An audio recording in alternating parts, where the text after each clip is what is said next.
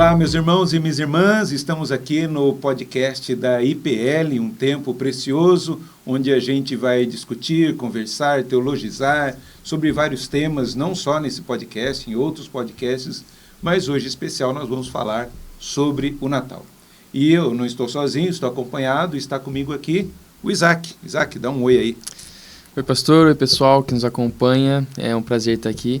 E vamos falar sobre o Natal, um tema muito pertinente, já que a gente está no fim do ano, né? Tem todo esse apelo comercial, essa data em que muitos têm essas dúvidas sobre se a gente pode ou não comemorar o Natal, como que a gente faz isso como cristãos. E, enfim, vamos tentar esclarecer o máximo possível aqui desse tema. Então, tá jóia. Quero ler um texto e para a gente dar início a essa nossa conversa, e está no Evangelho de Mateus, capítulo 1, versículo 18 e o versículo 21, que vai falar sobre o nascimento de Jesus, que é o tema da nossa conversa hoje. E diz assim: ora, o nascimento de Jesus Cristo foi assim, estando Maria sua mãe, desposada com José, sem que tivesse antes coabitado, achou-se grávida pelo Espírito Santo. Versículo 21. Ela dará à luz um filho e lhe porás o nome de Jesus, porque ele salvará o seu povo dos pecados deles. Então, esse texto já deixa bem claro que Jesus nasceu. E Natal significa nascimento. Se Natal significa nascimento, a gente deve ou não deve comemorar o Natal? Exatamente, né? Essa é a dúvida que fica pra gente. Uma coisa interessante do texto que o senhor leu é que o propósito do nascimento de Jesus foi justamente o oposto disso, foi a morte dele, né? Ele veio para salvar o seu povo. E como é que ele salvou o seu povo? Né? Através da cruz. É importante a gente lembrar que não existe Natal, não existe a história de Jesus sem o objetivo dela, que é a cruz, é a salvação do seu povo. Então, tendo isso em vista, a gente pode comemorar o Natal, porque é uma data que para muitos pode ser uma data pagã, mundana, secular, mas a gente sabe o real significado dela, né? Como o senhor falou, é o nascimento de Jesus. Se for assim, então a gente pode, né? É um sinal positivo porque a gente está comemorando o nascimento de Jesus.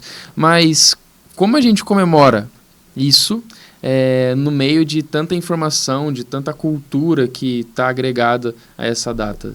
Porque a gente tem Papai Noel, árvore, decoração... guirlanda e outras coisas mais. Exatamente, presentes, enfim. Eu vejo, como você falou mesmo, né? Não existe Natal sem cruz. Uhum. E o fato em si aconteceu. Se Natal significa nascimento, a gente vai celebrar o nascimento de Jesus. E a gente não celebra uma data, né? As pessoas ficam presas na data. Nós não celebramos uma data, nós celebramos uma pessoa. E a pessoa de Jesus, o Deus encarnado que veio nos salvar.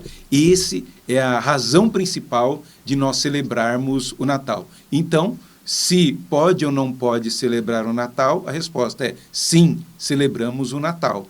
E porque celebramos o nascimento de Jesus, que veio para morrer pelos nossos pecados. Ele nasce para a cruz, para nos salvar dos nossos pecados. O problema é, Jesus nasceu no dia 25 de dezembro? Essa é a questão. Como você falou, né? As pessoas têm dúvidas porque fica com essa interrogação. Mas Jesus nasceu no dia 25. Não há nenhum relato bíblico que mostre que Jesus nasceu no dia 25 de dezembro. Isso é uma questão de tradição e, mais ainda, de uma influência cristã sobre o mundo pagão. A gente vê muito hoje, Isaac, o mundo, né, o paganismo entrando dentro da igreja. Mas nós vemos aqui no início do cristianismo, a força do cristianismo, a sua influência, influenciando a cultura vigente. Dia 25 de dezembro se comemora o dia do Sol Invictus, né, o Sol Vencedor. É o solstício de inverno do hemisfério norte, e onde no dia 25 é a noite mais longa e o dia mais curto. E no dia seguinte começaria novamente a noite encurtar e o dia ser mais longo, Entendi. Mostrando que a vitória do sol. Entendi. E a igreja, ela pega essa data, uma data pagã, e influencia com o cristianismo. nós não vamos adorar mais o Sol Invictus, mas nós vamos adorar o Criador do Sol, a verdadeira luz que veio ao mundo iluminar os nossos corações. Desse Jesus que nos tira das trevas para a sua maravilhosa luz. Então eu vejo isso de maneira maravilhosa, não como um medo, pelo contrário, como uma alegria de poder celebrar, ainda que não seja a data correta, mas a pessoa é correta. O Jesus vencedor, o Jesus invicto, o Jesus salvador, que veio nos trazer salvação. Entendi. É o contrário que acontece, então, né? A igreja, assim, entrando dentro do mundo, né? Exato. Influenciando o mundo. Porque, então, no começo, era uma data pagã. Era uma comemoração, uma festividade pagã. E talvez seja por isso que muitos pensam que não se deve comemorar. Assim como outras datas que a gente tem no nosso calendário, né? Festa junina, Halloween e tal. Mas essa, em específico o Natal, né, que a gente tem um significado maior sobre Jesus, tendo início em um significado pagão, então não tem problema, porque isso foi ressignificado, né? Exatamente. Eu acho que mais do que ressignificado, foi feita uma nova festa. Não é aquela festa, exatamente, só trocou o nome, né? É uma nova festa, uma nova data. Um outro assim. Alvo, um outro objetivo. Entendi. E isso é maravilhoso a gente ver. E assim nós devemos ser, como luz nesse mundo e sal nessa terra, influenciando e fazendo diferença. Eu acho que a igreja tinha que se posicionar mais e influenciar outras festas para dar um significado, um ressignificado para isso. A gente até conversando um pouco, falamos do carnaval, né? Isso. O que acontece no carnaval? Na maioria das igrejas, vou falar, de igrejas presbiterianas. É acampamento, né? Acampamento. É o retiro de carnaval. Então, uns falam, né, que a gente não devia se retirar, a gente devia ir para as ruas, evangelizar. Né? E evangelizar. Entendi. Mas também a gente se reunir em acampamentos para ter um retiro espiritual, um elevo espiritual, para depois sair e influenciar a sociedade que a gente está inserido, acho que também isso é válido. E também as igrejas que possam sair e evangelizar no meio do carnaval. Entendi. Já pensou se o Brasil todo fosse evangelizado, o que se comemoraríamos nesse período? Ia ter uma grande festa, uma grande marcha para Jesus, eu acho, e os acampamentos também seriam diferentes. E, enfim, a gente teria uma grande influência e diferença nesse mundo. Aproveitar a oportunidade, né? A gente tem a Páscoa, que é a principal data, né? A principal festa que a gente tem, a ressurreição de Cristo, ainda maior do que o Natal, né? Creio eu. E a gente tem o Natal também, e eu acho que nessas datas, pastor, o mundo está olhando para essa questão, né? O que a igreja vai fazer aqui? O que a igreja vai fazer ali? Né? Comemorar Jesus no meio desse apelo comercial que se tem no Natal, no meio de toda a história do coelho, dos ovos de Páscoa, né? No período da Páscoa. Então a gente aproveita as oportunidades, né, de um calendário secular, digamos assim, para colocar aquilo que é da nossa religião, que é da nossa tradição, que é totalmente saudável. Então não tem problema nenhum, né, digamos assim, a gente comemorar essas datas, e até uma oportunidade boa para a gente não perder espaço, né, na cultura, mas ganhar cada vez mais. A gente tem que ter esse cuidado mesmo de preservar os simbolismos verdadeiros do Natal e da Páscoa, ter o cuidado do apelo comercial e nós usarmos esse tempo para evangelizar. Isso. E a gente tem feito isso, né? Com as cantatas, sejam dos adultos, das crianças, os enfeites, usar os cartões de Natal. A gente, aqui na igreja, não usa o cartão de Natal, mas usa o cada dia, né? Um devocional diário. A gente tem o costume de preparar uma liturgia para a ceia de Natal, distribuímos para as famílias. Tudo isso é um objetivo evangelístico. Em vez da gente ressachar o Natal, a gente saber, com aquilo que tem de verdadeiro, a gente poder anunciar a Jesus, o Salvador. Entendi. Eu vejo isso. E a igreja, desde o começo, sempre buscou isso. Tanto que o calendário cristão, não começa dia 1º de janeiro, começa no domingo do Advento. E a gente está vivendo o Advento. O Advento são 4 domingos antes do Natal. Então, às vezes, pode cair no último domingo de novembro, ou, como nesse ano, os 4 primeiros domingos de dezembro, nós celebramos o Advento. Então, o calendário da igreja cristã começa no primeiro domingo do Advento. E então é isso, a gente tem que aproveitar isso. E a gente faz isso e anunciamos esse evangelho já desde esse domingo do Advento. E é maravilhoso, dentro da liturgia presbiteriana, a gente pode transportar e ensinar a igreja ao anúncio do anjo, quando foi falar com Maria. A gente pode também o encontro de Maria com Isabel. A gente pode, dentro da liturgia, cantar o nascimento de Jesus, como os anjos cantaram e celebraram diante dos cânticos que a gente tem, né? Chamando os pastores para essa celebração. Então, eu vejo que, assim, o calendário nosso é muito rico, muito precioso. E existe para quê? Para ensinar e instruir. Até o presépio, que às vezes a gente fica meio receoso, porque pode parecer idolatria. Mas ele não surge para ser adorado, né, o presépio. Presépio vem do latim de... como que fala? De manjedoura. De manjedoura. E se tornou comum dizer presépio. E ali tem personagens presentes. E o primeiro que faz o presépio é Francisco de Assis, dentro da Igreja Católica Romana, São Francisco de Assis. E com qual propósito? Didático. Muitas pessoas não sabiam ler, não tinham contato com as Escrituras. E ele elaborou isso para ensinar como que foi o nascimento de Jesus. Só que aí, dentro desse nascimento de Jesus, aparecem uns personagens que não estavam mesmo no dia do nascimento de Jesus. Mas, se contado a história de maneira correta, dá para colocar, sim, Maria, José, Jesus, os pastores e depois mais para frente, os magos, né? Porque é isso, as pessoas pensam que os magos estavam presentes no dia do nascimento de Jesus, não é isso? Eles chegaram depois, né? Isso. É interessante e tem base bíblica para isso, né? Se a gente vê lá no capítulo 2, depois dos magos irem falar com Herodes, onde que vai nascer o Salvador? E Herodes, descubra aí para mim e depois você vem anunciar. Mas o anjo também fala para os magos, né? Olha, vão para outro caminho, não retorne para lá. E fala que, lembrando, Jesus nasceu numa estrebaria, né? E foi colocado numa manjedoura. E no versículo 11 fala que os magos entraram na casa, mostrando que Jesus não estava mais, esse texto aqui, né? Os magos não visitam Jesus no nascimento, na manjedoura. Mas provavelmente de 2 a 3 anos para frente.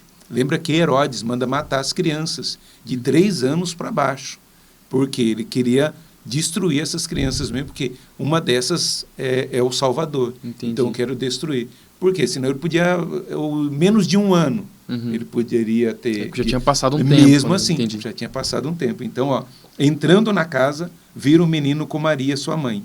Prostrando-se, adoraram e, abrindo seus tesouros, entregaram-lhe suas ofertas: ouro, incenso e mirra. E dentro da tradição católica, eles dizem que eram 3 reis magos. A Bíblia não diz que são reis, e sim magos. Não magos de feitiçaria, mas magos de saber ler os astros, de saber os tempos e as estações.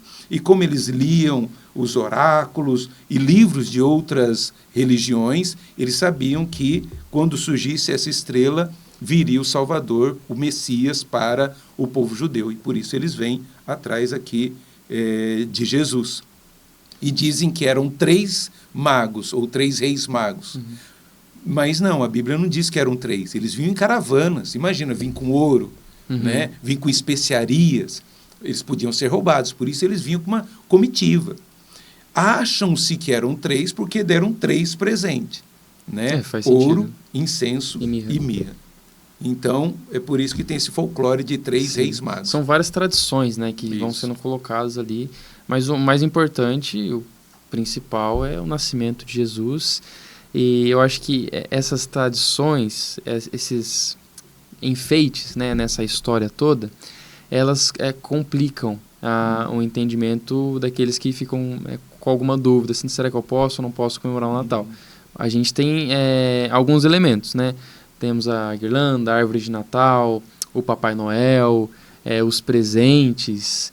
Então, como é que a gente consegue se comunicar com tudo isso, ou colocar esses enfeites até dentro da nossa casa, ou em algumas igrejas, né, dentro da própria igreja? Se tem algum problema a gente usar todos esses elementos, ou é tranquilo? Nossa, já é mesmo. Estudando um pouco sobre esse assunto, tem um maestro, Parcival Módulo, e ele fez um estudo sobre quando ele ia fazer as cantatas e tudo mais, e as canções de Natal, e ele buscou um dado histórico muito interessante. O primeiro que estabelece uma árvore de Natal, segundo Parcival Módulo, é Lutero. Lutero, no inverno ali da Alemanha, ele chegando em casa, vendo tudo seco, mas os pinheiros bem verdes, né? E ele comenta, olha, que beleza, apesar de estar tudo seco, tá cheio de neve, mas a beleza do pinheiro.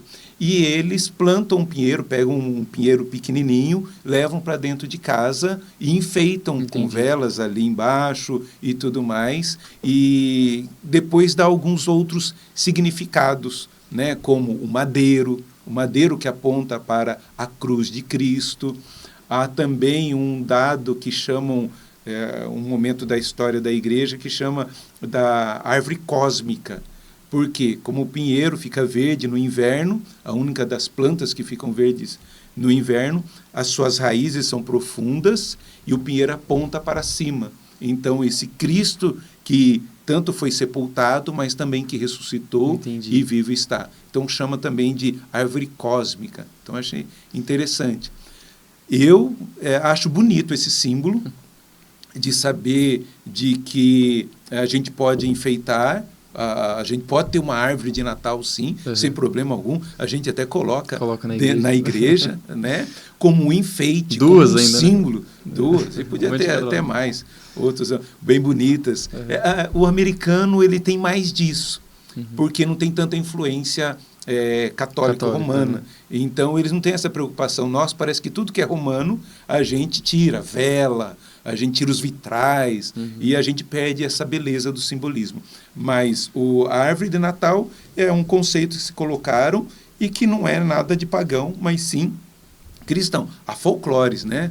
Não sei se já ouviu alguma coisa sobre que não pode árvore de Natal por alguma outra razão. Sim, aí eu não vou lembrar onde que eu vi, mas pessoas até relacionam as bolinhas, né, de decoração como se fossem cabeças de crianças que eram paganizadas, sacrificadas, isso, né, consagradas mais a ídolos e tal, mas assim, é história, né?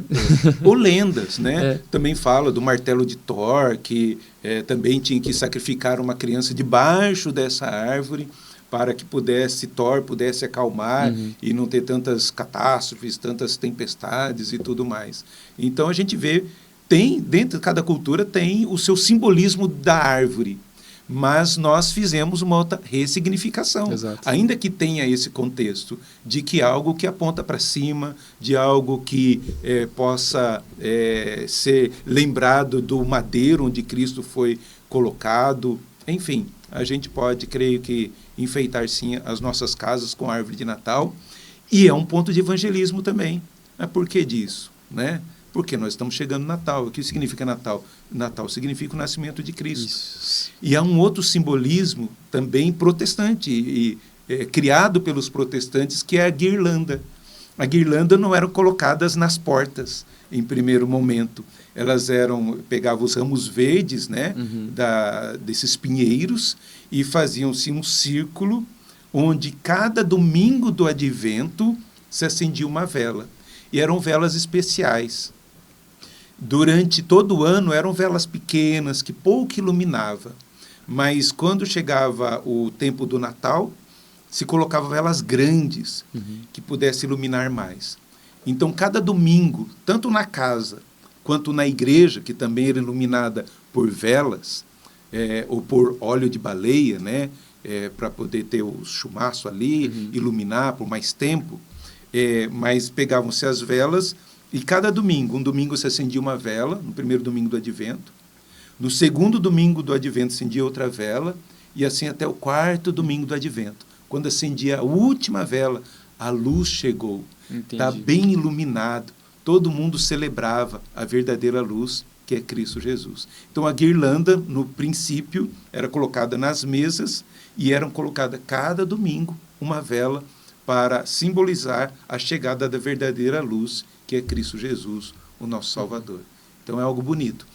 Quando eu estive ali no Canadá, participava de uma igreja presbiteriana canadense, e eles tinham esse rito do Advento. Cada domingo do Advento, eles acendiam uma vela. E no dia e até apagava algumas outras luzes, para que quando chegasse o Natal, todas as luzes da igreja e todas as velas estariam acesas. É um simbolismo. Que a gente perde muito, né? Por pensar que talvez essas coisas sejam ligadas ao catolicismo romano. Então, a gente perde quando a gente tira todos os símbolos que a gente tem do cristianismo, né? Fica só essas, talvez, histórias, lendas, que talvez até evangélicos criem para demonizar algo que não tem nada de errado. E também tem o Papai Noel, né? Vixe, aí o Papai Noel, o pessoal pinta ele de demônio mesmo, né? Claro que hoje se tornou bem comercializado o Papai Noel. Mas o princípio, né, do nascimento é de um sacerdote católico, né? São Nicolau, e que ele fazia caridades nesse tempo, já que nós fomos presenteados. Deus amou o mundo de tal maneira que deu o seu Filho, nos presenteou com Jesus para a nossa salvação. Ele queria também, nesse tempo, fazer caridades, ajudar os mais pobres, os necessitados, e por isso distribuía presentes. E esse sacerdote católico romano, né, ele se torna um santo. E que aí, nos Estados Unidos, né, Santa Claus, o São Nicolau para os Estados Unidos, lembrando vestes de inverno, né? A gente não sabe se era vermelho ou não, uns dizem que era verde, eu acho até bonito verde, né? Outros vermelho e tudo mais, mas se comercializa a imagem desse santo católico, de que ele tinha um saco onde tinha os seus presentes, chegava com o seu trenó para distribuir. Hoje se usa muito isso para, para comercializar, um símbolo de comércio. É o maior símbolo do Natal que a gente tem. Exatamente. Então não teria problema a gente usar assim do Papai Noel dentro das decorações, até porque foi muito provavelmente um homem de Deus que era generoso, né, com o próximo. Eu acho que assim, a gente deve ensinar para as crianças por que tem um papel, mostrar que é um boneco, né, do Natal, e mostrar o verdadeiro significado disso, que havia uma pessoa que distribuiu presentes, e o maior presente é apontar que Deus enviou o seu maior presente para nós, Cristo Jesus. É difícil a gente ter o Papai Noel dentro dos templos, né? Dentro das nossas decorações, mas instruir as crianças, né, do que aquilo é, né? Não demonizar, mas sim instruir o que é aquilo. Aquilo é comércio. É o símbolo do Natal do mundo, mas o nosso símbolo não é um Papai Noel, um homem vestido de vermelho, mas uma cruz vazia, onde Cristo ressuscitou. Acho que esse é o verdadeiro sentido do Natal. A gente aproveitar do mundo que usa desse comércio, desse símbolo, para nós instruir os nossos filhos sobre o verdadeiro sentido do Natal. Que Papai Noel não é Natal, certo? Que Natal é nascimento. Assim como... E se é nascimento, é Jesus. É Jesus que nasceu para nos salvar. Assim como o coelho da Páscoa não é a Páscoa, né? Tem um sentido muito maior. E até falar para os filhos, para as crianças, que o Papai Noel não é que o Papai Noel existe, mas é que ele já existiu. Exatamente. Né? Já que vem de São Nicolau, porque daí a criança vai crescer com essa mentira também. Papai Noel existe e tal. É um trauma, né? Descobrir que Papai Noel não existe. Mas não, existiu. Eu acho que é até melhor falar desse jeito, né? Existiu, sim. Era temente a Deus, era generoso. E eu acho que essa parte da generosidade, pastor, ela é uma das melhores formas e oportunidades que a gente tem de falar de Jesus nessa data. Porque as pessoas estão mais abertas para contribuir com ações sociais, em ajudar crianças pobres, comprar presentes para elas, em entrar em ações de Natal onde são generosos, né, abençoam outras pessoas, mesmo não sendo crente, né? Uhum. Então a gente pode aproveitar disso para falar da verdadeira generosidade, assim como o senhor falou, que é Deus enviando seu Filho, dando de presente, digamos assim, né, para nós, e também falando sobre esse real sentido do Natal, não apenas dar presentes, né, mas o presente maior que a gente já recebeu. Então eu acho que essa parte de generosidade é algo muito positivo, tanto para o crente, né, como para o descrente, porque é algo que faz bem para todo mundo. E eu acho que essa é uma porta que a gente tem para evangelizar dentro do Natal, porque as famílias se reúnem, tanto dos crentes ou como as pessoas que não têm religião, elas estão juntas. Geralmente o Natal é mais família, né? Ano Novo é mais festa, curtição, mas o Natal é mais família. Eu acho que todo mundo tem esse senso comum. E tá todo mundo reunido ao redor da mesa, né, no dia 24 à noite. E eu acho que uma palavra sobre Jesus ali cai muito bem, né? Explicar o real sentido. Eu acho que a gente pode usar cada vez mais essas datas, tanto Natal como Páscoa, né? Para realmente passar o evangelho que nos alcançou. O verdadeiro sentido do Natal, o verdadeiro sentido da Páscoa. E é isso mesmo, assim, a gente não demonizar tudo, mas sim ser sábios e aproveitar as oportunidades para nós podermos proclamar o verdadeiro evangelho, que é Cristo Jesus. Há distorções nas festas de Natal, sim, o comércio, o paganismo quer fazer isso, distorcer, apagar o Jesus, né? Jesus, não se fala mais, né? Um Natal, um Feliz Natal com Jesus, é só um Feliz Natal, mas não se menciona Jesus.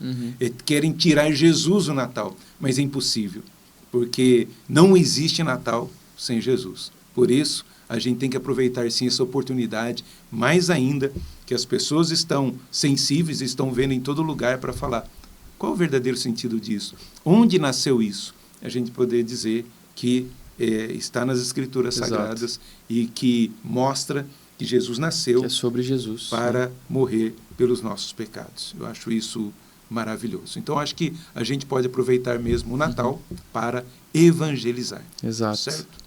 E se a gente tirar, né, o Natal do nosso calendário religioso, digamos assim, a gente perde a oportunidade, a gente entrega o Natal para o mundo, né? Façam com ele o que vocês quiserem. Mas é bom a gente manter isso e ressignificar a tal ponto que as pessoas saibam cada vez mais, né? O Natal é sobre Jesus. O que me entristece é algumas igrejas, né, evangélicas que proíbem celebrações de Natal. Mas eu acho engraçado isso. Esses mesmos que proíbem as pessoas comemorarem, os seus membros comemorarem o Natal, como, isso é uma festa pagã, Jesus nasceu no dia 25, essas mesmas pessoas gostam de receber presente no Natal, comem peru, né? Panetone, e participam de tudo que tem, mas não pode celebrar dentro de casa.